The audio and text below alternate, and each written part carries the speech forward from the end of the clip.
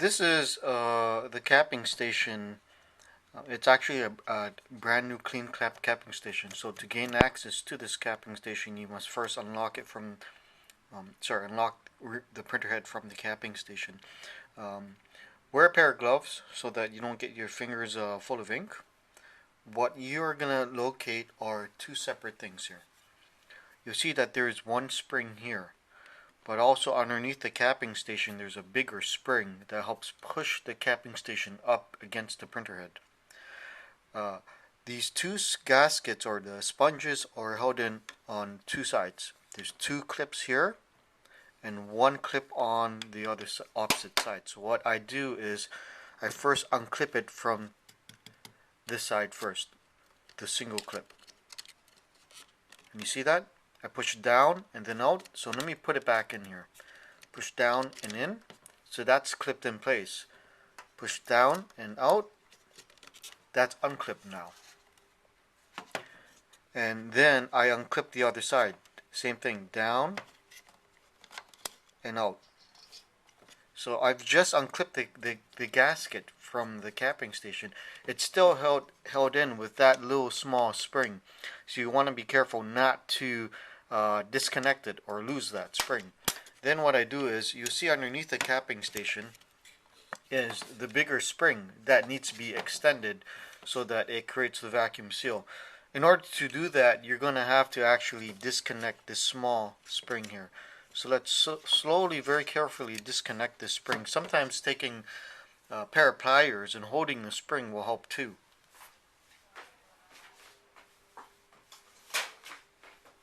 So you want to take the needle nose pliers, hold that little spring so it doesn't jump away or fly away, and disconnect it. So there's the spring that I just disconnected here. Set that aside for now. So you have the capping station out and you see that the spring is there. It just comes right out. At the bottom of the base of the spring, you see a center pin.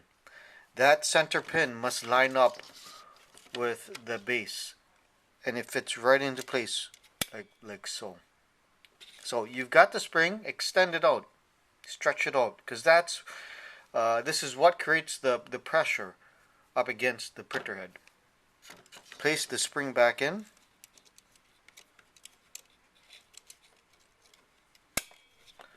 And then make sure that it sits seated correctly. I first push the right side pins in first. So I go down and in. And you see that the other side needs to be put in place as well. So I push down and in.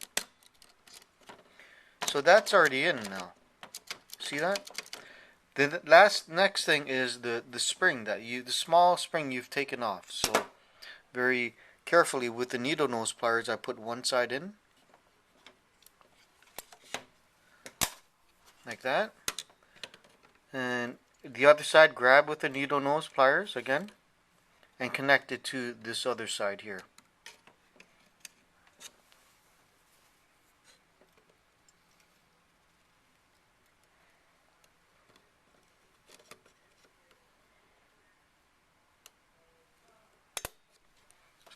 Maybe a little difficult to do, but